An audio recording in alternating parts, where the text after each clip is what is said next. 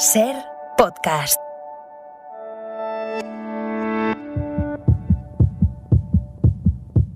En España los problemas de corazón matan más a las mujeres que a los hombres. ¿Y por qué esta diferencia? Las mujeres solemos recibir más diagnósticos erróneos o tardamos más tiempo en ser diagnosticadas y tenemos mayor susceptibilidad a tener efectos adversos de los medicamentos. Las mujeres estamos infradiagnosticadas, como dice la neurocientífica Susana Carmona, entre otras cosas porque durante siglos solo se ha investigado al hombre. Crónica 24/7. Hasta que no se ha empezado a estudiar también a la mujer, el cuerpo de la mujer, no se ha descubierto que los síntomas del infarto cardíaco son diferentes entre hombres y mujeres.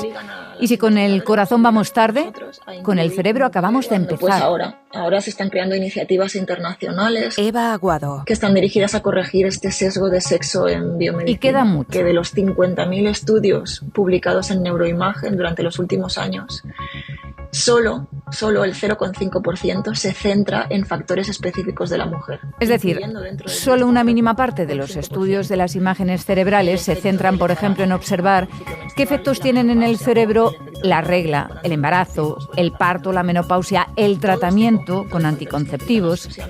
En Crónica 24/7 hemos querido saber más de ese cerebro desconocido con Susana Carmona y los estudios que lidera en el Hospital Gregorio Marañón de Madrid. Y escuchándola, hemos descubierto, entre otras cosas, que la maternidad puede cambiar físicamente el cerebro. Los cambios cerebrales asociados al embarazo y la maternidad son, al menos puedo afirmar, que duraderos, muy duraderos. Episodio 121. En nuestros estudios demostramos que se detectan al menos 6 años tras el parto. Pero es verdad que los estudios en modelos animales no humanos sugieren que son cambios de por vida. Y además hay otros estudios transversales que comparan a mujeres de mediana edad y dividen los grupos en función de si han sido madres o no, y ven que en mujeres de edad avanzada que hace décadas que fueron mamás, el cerebro es diferente al de mujeres que nunca han sido mamás. Todo esto en conjunto pues sugiere que los cambios son de por vida. Nos metemos en el cerebro de una mujer. De los 50.000 estudios que se han publicado de neuroimagen y del funcionamiento del cerebro en los últimos años, solo el 0,5% se centra en factores que afectan exclusivamente a las mujeres. Por Gillian Ayala. Es decir, solo el 0,5% de estos últimos estudios se han enfocado en lo que le pasa al cerebro durante el embarazo, el posparto o la menopausia. El resumen es que sabemos poquísimo sobre cómo funciona el cerebro de las mujeres. Pero la tendencia ya está cambiando. Entonces vamos a empezar por conocer lo más básico. En el ser humano, ¿cómo se desarrolla el cerebro? Simplificando mucho, podemos decir que durante la infancia hay una sobreproducción de conexiones cerebrales que luego empiezan a podarse en la pubertad, ¿no? Hay un incremento masivo del volumen de sustancia gris y después hay un momento en el que empieza a reducirse el volumen de sustancia gris. Aquellas regiones cerebrales que se encargan de procesos más básicos, como la coordinación motora, maduran antes, mientras que las regiones cerebrales implicadas en procesos más complejos, como el razonamiento moral, pues maduran más tarde. Para responder a todas las dudas sobre cómo funciona el cerebro de las mujeres, que son bastantes, hemos recurrido a la doctora Susana Carmona, investigadora del Hospital Gregorio Marañón en la Comunidad de Madrid, y que fue la primera en hacer un estudio sobre la neuroplasticidad del cerebro durante el embarazo. Ya sabemos cómo evoluciona este órgano, pero en este proceso pasan determinadas cosas si eres hombre y otras si eres mujer. Eso que siempre se ha dicho de que las mujeres maduran antes que los hombres, en cierta medida realmente es así. Esta maduración cerebral suele ocurrir antes en niñas que en niños. El cerebro de las niñas empieza la poda, entre comillas, un par de años antes que el de los niños. Pensemos pues en el cerebro como un puzzle, que tiene muchas piezas que tienen que encajar para que funcione. Y la forma en la que esas piezas se mueven para encajar determina incluso los patrones de conducta durante la adolescencia o cierta tendencia a patologías asociadas que son muy distintas en chicas que en chicos. Las mujeres tendemos más a patologías que llamamos internalizantes, como la ansiedad o la depresión, mientras que en niños se observa un incremento de los trastornos externalizantes, ¿no? Dirigidos al exterior, como por ejemplo los trastornos de conducta, el control de impulsos o agresividad. Como referencia, vamos a tener en cuenta que durante el embarazo es cuando más se revoluciona el cerebro. Partiendo de esa base, hay un momento vital en el que se produce un gran cambio hormonal que es comparable con el del embarazo, y ese momento es la adolescencia. Pero vamos a centrarnos exclusivamente en el cerebro de las mujeres, el que menos se ha estudiado hasta ahora. ¿Qué pasa cuando una mujer se queda embarazada? Cambia de forma muy marcada, de forma muy pronunciada. Es decir, durante el embarazo se crea un nuevo órgano, un órgano endocrino, la placenta, que libera moléculas al torrente sanguíneo, principalmente hormonas, y le va diciendo a los diferentes órganos del cuerpo de la mujer cómo deben funcionar en este momento tan especial para el ser humano, para intentar optimizar todo el proceso de gestación, parto y posparto, ¿no? Sabemos que las hormonas de la gestación son capaces de entrar al cerebro, modificar su función y su anatomía, y que estos cambios cerebrales facilitan la conducta maternal. Observamos disminuciones en el volumen de sustancia gris durante la gestación que parecen acentuarse en el momento del parto y que revierten ligeramente durante el posparto. El cerebro de la mujer pierde materia gris, pero esa parte del puzzle no se queda incompleta, no se queda vacía. Se ha observado cómo, en paralelo, se potencia su capacidad de cuidado. Se crea ese vínculo con el bebé. El cerebro ha tenido entonces que reorganizarse para hacer espacio para esa otra función que adquiere la mujer durante y después del embarazo. Hasta hace muy poco se pensaba que estos cambios cerebrales eran los mismos desde la gestación hasta el posparto. Pero realmente no es así. El posparto es otro momento traumático, por decirlo de alguna manera, que vive el cuerpo y que también supone cambios cerebrales. Esto determina ciertos comportamientos de las mujeres durante esa época de su vida. Es que además en el posparto pues está la interacción con el bebé, que es capaz de inducir cambios cerebrales no solo en mamás biológicas, sino también en mamás adoptivas o en papás.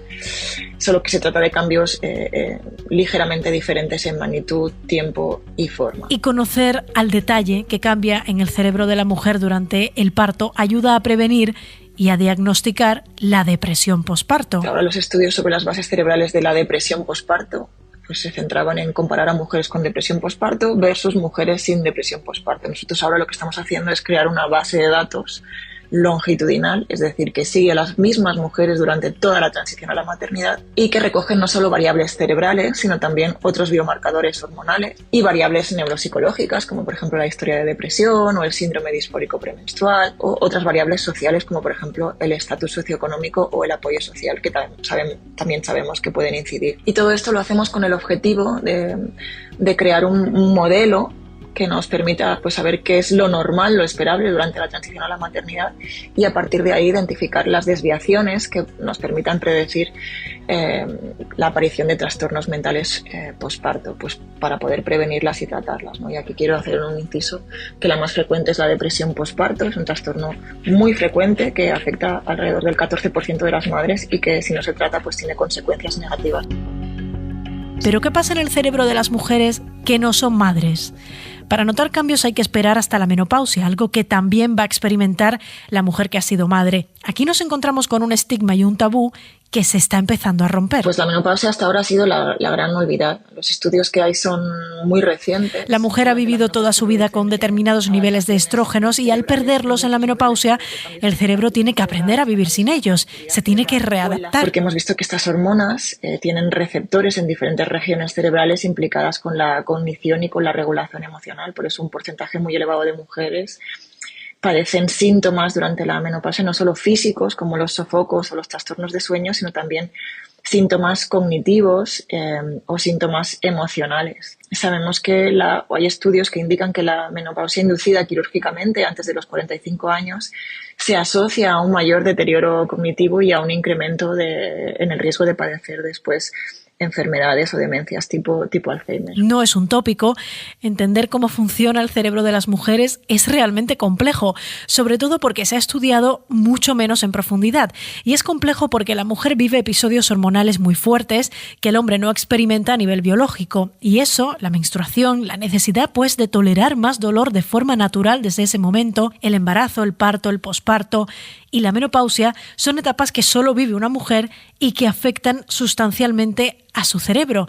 Entender estos cambios ayuda a entender el comportamiento de las mujeres y nuestras capacidades, así como acertar en el diagnóstico de muchas enfermedades. Aún no sabemos si hay diferencias funcionales entre el cerebro de un hombre y el de una mujer, pero a nivel anatómico... Sí sabemos que en promedio el cerebro de la mujer tiene un mayor tamaño que el del hombre, pero puntualizo que no hay una relación directa entre el tamaño cerebral y la inteligencia. Y también sabemos, y esto es importante, que el cerebro de una mujer o de una persona con ovarios está expuesto a unas fluctuaciones hormonales determinadas, principalmente en estrógenos y progesterona, mientras que el cerebro de un hombre pues, está expuesto a otras fluctuaciones de hormonas, principalmente testosterona, ¿no? Y todas estas hormonas tienen receptores en las células del cerebro y son capaces de modular la actividad y la forma o la anatomía de determinadas regiones cerebrales implicadas tanto en la cognición como en la regulación emocional. Nuestras hormonas marcan la diferencia y hacen que el cerebro de una mujer y el de un hombre no sean idénticos ni tengan, en algunos casos, la misma respuesta a los estímulos, aunque quedan todavía muchas preguntas en el aire. ¿Qué pasa con el cerebro de la mujer si tiene varios embarazos y partos? ¿Son iguales todos estos cambios embarazo tras embarazo? ¿O cuánto duran estas variaciones en el cerebro de las mujeres? Incógnitas que todavía tienen que estudiarse para entender realmente cómo funciona el cerebro de la mujer.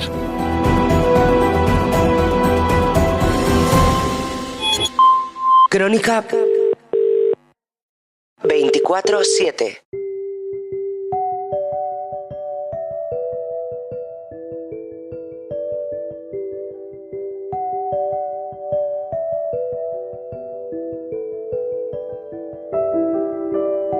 ¿Otra vez? Quizá demasiado caluroso.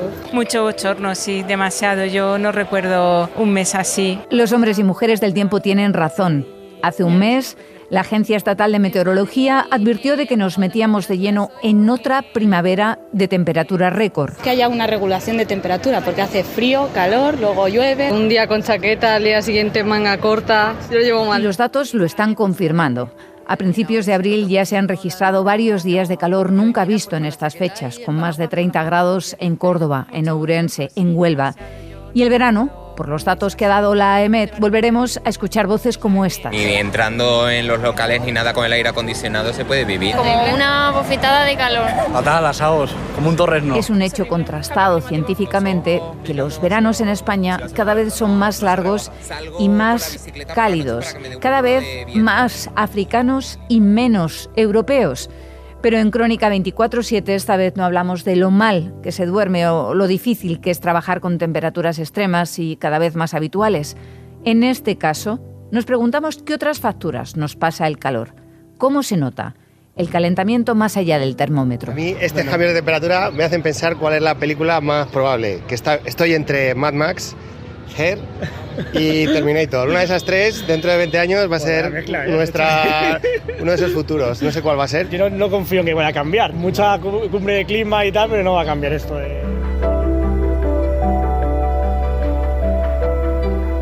El tiempo en España. Esto es África.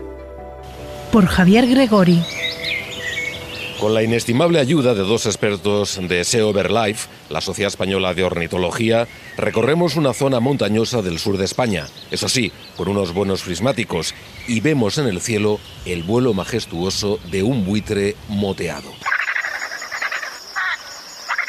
Esta especie de ave es una de las más grandes del mundo, pero no debería estar aquí. Debido al cambio climático, acaba de dar el salto a la península ibérica, desde su hogar, el mismísimo desierto del Sáhara, en África. Pero no es la única especie que ha comenzado a poner nidos en nuestro país debido al aumento histórico de las temperaturas.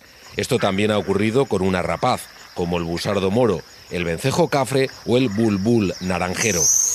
Y esto no es una buena noticia, porque demuestra que el clima de España se está africanizando, como advierte Carlos Hernáez, especialista en aves de SEO BirdLife, la Sociedad Española de Ornitología. Efectivamente, el aumento de las temperaturas hace que vengan cada vez, residan, al final tengan poblaciones estables, especies típicamente norteafricanas. Eso y otros fenómenos meteorológicos como tormentas o sequías prolongadas.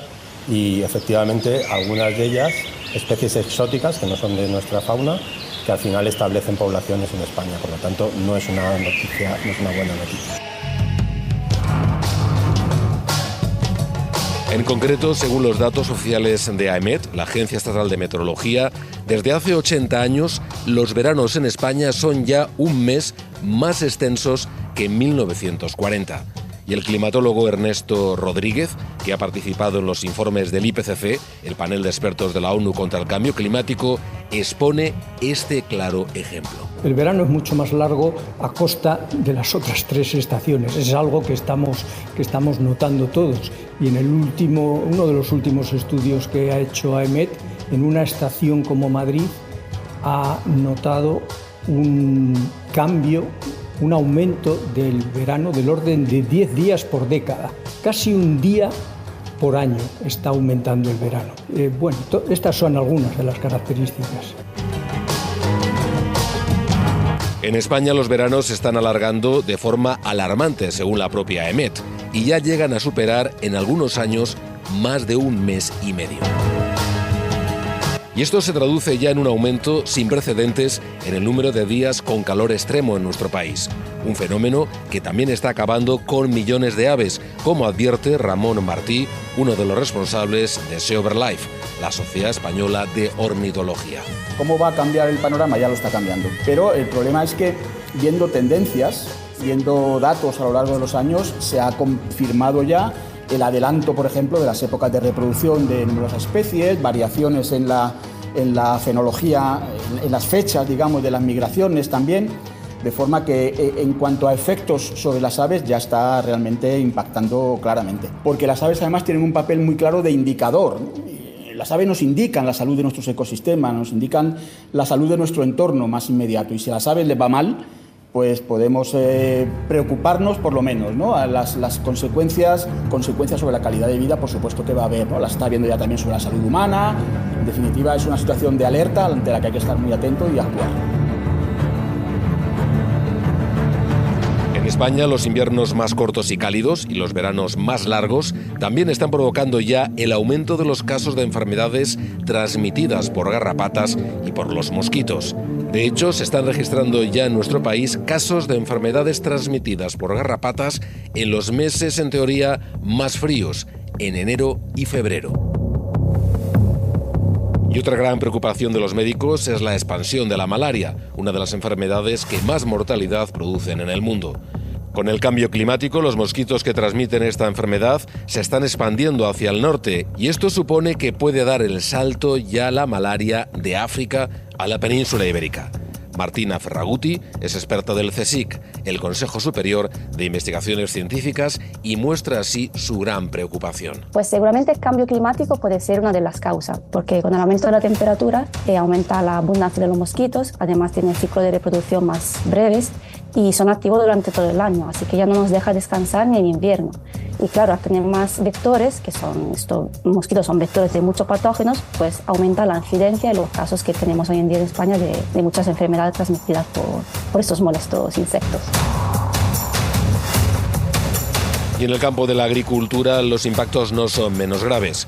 Por ejemplo, un aumento de más de 2 grados centígrados en la temperatura global del planeta Tierra, ya aumentado 1,5, tornaría inviables el 90% de las regiones vinícolas costeras y de tierras bajas en España, debido a 2 factores, a las sequías excesivas y las olas de calor que serán más frecuentes.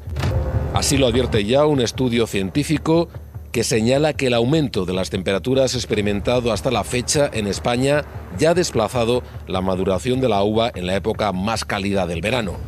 Marta Renato es una bióloga experta en el mundo vegetal y pronostica que el impacto del cambio climático en la agricultura española será importante, pero se pueden tomar medidas. Bueno, la parte de más los cultivos de plantas, yo pienso que nos apañaremos, como siempre hemos hecho, ¿no? La humanidad se adapta a cualquier cosa.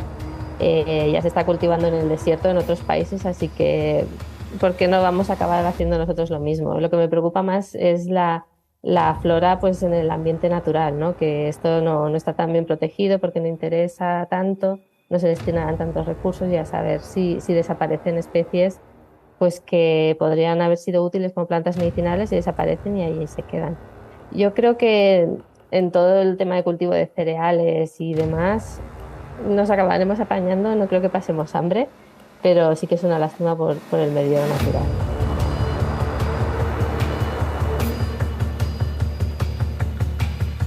Sin embargo, una nueva investigación en la que ha participado la Universidad de Barcelona y el CREAF demuestra que desde principios del siglo XXI el aire de gran parte de España se ha vuelto el más seco de la historia. Por esa razón, a partir de ahora, los agricultores necesitarán todavía más agua para poder obtener las mismas cosechas. Y según el exdiputado europeo por parte del Grupo Verde, Florent Marsellesi, la transición a una agricultura ecológica es ya en nuestro país cada vez más urgente. La justicia dentro de la redistribución, una transición ecológica del campo. Yo creo que ahí lo más importante también es poner la transición ecológica en el centro y poner la agroecología, el no monocultivo, sino sin embargo realmente la diversidad de los cultivos en el centro. Como demuestran los últimos datos científicos, el clima de España ya ha cambiado, como consecuencia de este cambio climático sin precedentes en la historia del hombre que estamos sufriendo, y además lo seguirá haciendo durante las próximas décadas. Pero de todos depende que estos impactos directos, como los días de calor extremo o las sequías, vayan a más, o por el contrario, se adopten por fin medidas efectivas para hacer de nuestro país al menos un oasis dentro de este panorama de crisis climática que afecta a todo nuestro planeta.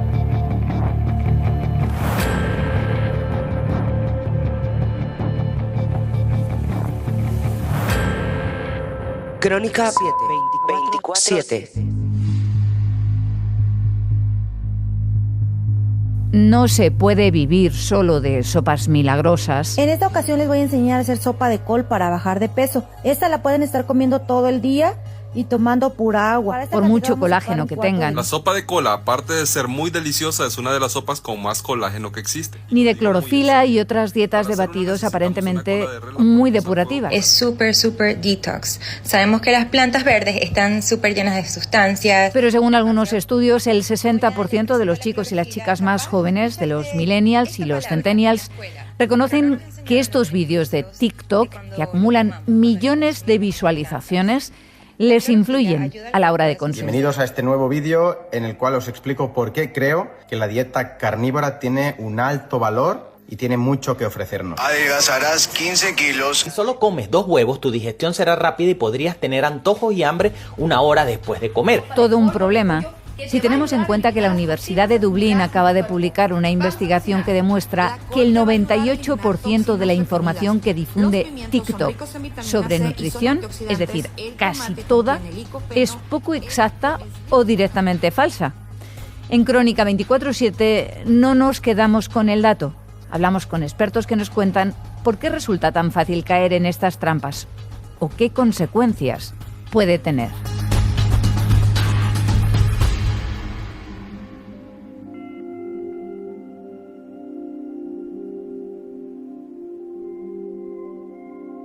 Las recetas de TikTok no hay quien se las coma. Basta con teclear en TikTok la palabra dieta para encontrar miles de resultados. Bueno, chicas, esta dieta está dando muchísimo de sí. Esta es mi receta para el caldo depurativo. Por Ana Corbatón. Pero según un estudio de la Universidad de Dublín y una aplicación de salud, solo un 2% de los vídeos de contenido nutricional tienen alguna evidencia científica. Por ejemplo, esa dieta que se basa en alimentarnos a base de carne. Dietas disociadas que proponen combinaciones concretas de alimentos. Beatriz Robles es dietista nutricionista y tecnóloga de alimentos. Dietas con altísimas proporciones de grasas, como la dieta keto, o con altísimas proporciones de proteínas, dietas que son solo líquidas. Es que podemos encontrar cualquiera.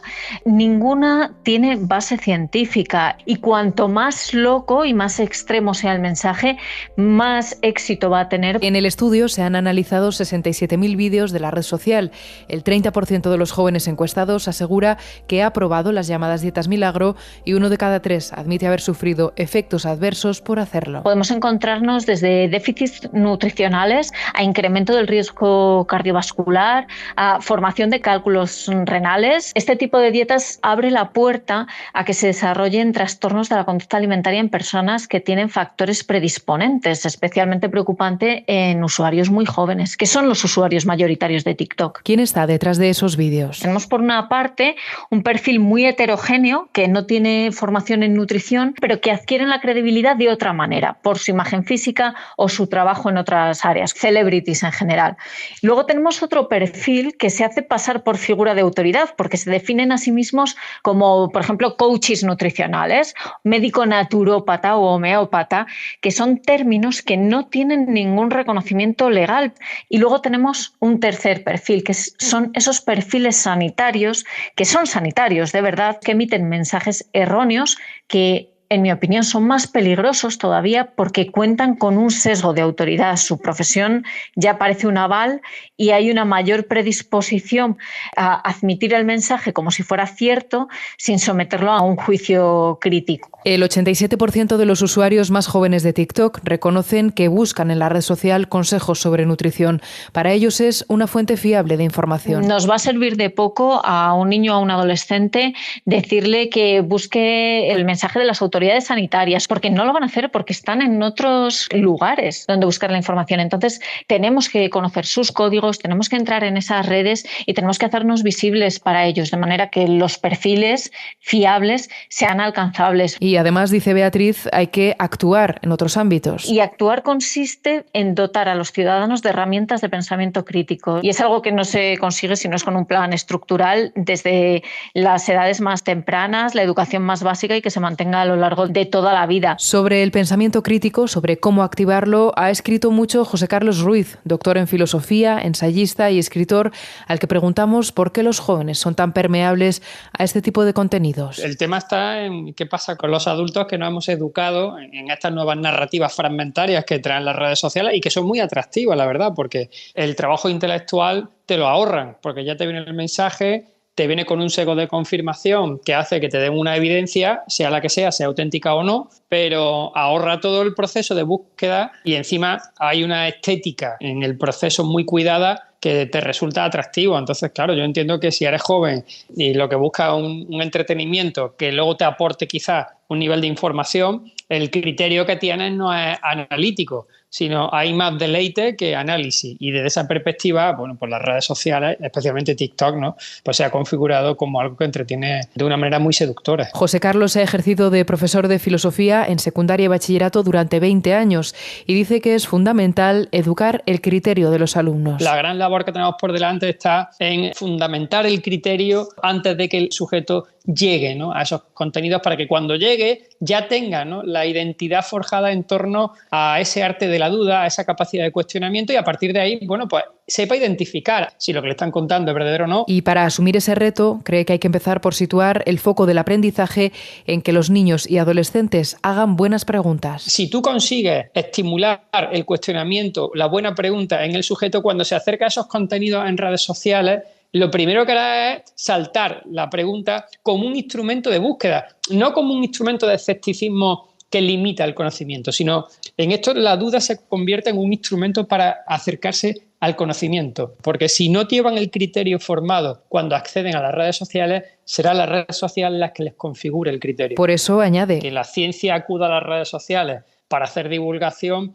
no es la única posibilidad. Antes de que lleguen ahí tendrían que tener esa labor previa, porque va a haber siempre gente que tenga la capacidad de oratoria más potente y más seductora que a lo mejor el divulgador, que ha trabajado muy en serio, pero no consiga encontrar los códigos que hacen que el adolescente, cuando acceda ahí, les parezca atractivo y te sigan. ¿Y de quién es la responsabilidad de educar en esos procesos? ¿De los profesores o de los padres? Bueno, en el origen están las familias. Entiendo que como docentes que somos, tenemos un grado de responsabilidad bastante grande, pero la responsabilidad en la formación está en casa. Pero es que luego, a continuación, el acompañamiento en esos procesos educativos con los centros tiene que ser cada vez más activo. Y lo que está sucediendo es que, por poner un ejemplo, ¿no?, las AMPAs que están en los colegios no tienen ningún peso específico, ni en los colegios ni fuera de los colegios. Entonces, quizás estemos delegando todos los procesos formativos cada vez más en el campo de la docencia reglada, es decir, en los colegios y en los maestros, ¿no? María Capellán es la presidenta de CEAPA, la Confederación Española de Asociaciones de Padres y Madres del Alumnado,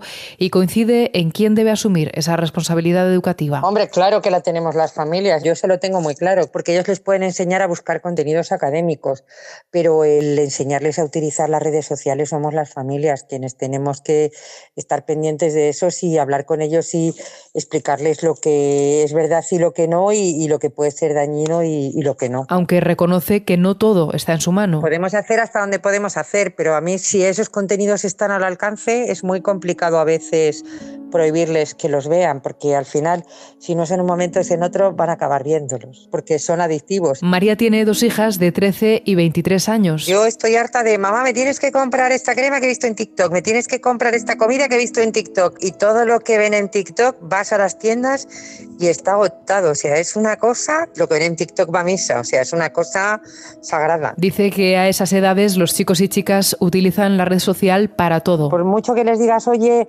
esto no... Bueno, a ver, mamá, yo sé lo que me tengo que creer y lo que no. Es muy complicado porque yo que hablo con mis hijas un montón y que les cuento los peligros que hay y que no todo te lo tienes que creer, pues la gente que a lo mejor no habla con ellos y que no tiene, pues eso, esa confianza, es mucho más difícil que sean críticos en cuanto a las redes sociales y en cuanto sobre todo a los contenidos de TikTok. Enganchan los contenidos y también la forma en que se presentan. Las personas que hacen esos vídeos son personas con las que ellos se sienten identificadas, entonces es más fácil pues eso, hacerles caso. Y luego eso, pues que son súper rápidos, son llamativos, son pues eso, como muy frescos para ellos, muy fáciles de ver. Así que frente a los bulos y la desinformación sobre alimentos en redes sociales, Beatriz Robles da 4 indicaciones. Comprobar quién emite el mensaje y no quedarnos además solo con ese título que se haya puesto y que nos suena muy bien. Coach nutricional, nutrición integrativa, holística, y no fiarnos tampoco del número de seguidores. Que tengan muchos seguidores no quiere decir que el mensaje sea riguroso. Luego, preguntarnos si es una información que nos despierta una emoción inmediata, por ejemplo, de ilusión, de ira, de miedo, porque la información falsa apela a nuestras emociones.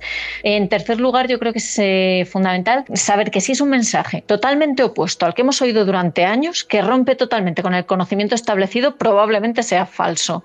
Y en último lugar, si propone soluciones milagrosas a problemas muy complejos, por ejemplo, alimentos como cura para enfermedades, dietas definitivas para adelgazar, probablemente también sea falso.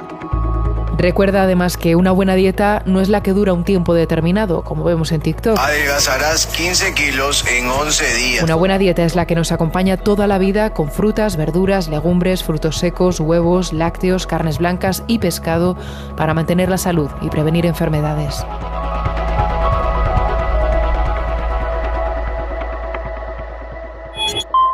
Crónica 24/7. Esto es Crónica 24/7, el podcast de reportajes de la cadena SER que cada semana busca y te ofrece testimonios, historias. Las mujeres tendemos más a patologías que llamamos internalizantes, como la ansiedad o la depresión, mientras que en niños se observa un incremento de los trastornos externalizantes, ¿no?, dirigidos al exterior, como por ejemplo los trastornos de conducta, el control de impulsos o agresividad. Información, miradas. El aumento de las temperaturas hace que residan al final en poblaciones estables especies típicamente norteafricanas. Eso y otros fenómenos meteorológicos como tormentas o sequías prolongadas. Crónica 24/7 es una producción de SER Podcast. El tema está en qué pasa con los adultos que nos hemos educado en estas nuevas narrativas fragmentarias que traen las redes sociales y que son muy atractivas, la verdad, porque el trabajo intelectual te lo ahorran, porque ya te viene el mensaje, te viene con un sesgo de confirmación que hace que te den una evidencia, sea la que sea auténtica o no, pero ahorra todo el proceso de búsqueda y encima hay una estética en el proceso muy cuidada que te resulta atractiva. Dirección: Eva Aguado. Está en todas las plataformas. Suscríbete. Realización y diseño sonoro: Juan Aranaz. Disponible los sábados a las 10 de la mañana en la aplicación y la web de la cadena SER y en las principales plataformas. Cadena SER. La radio.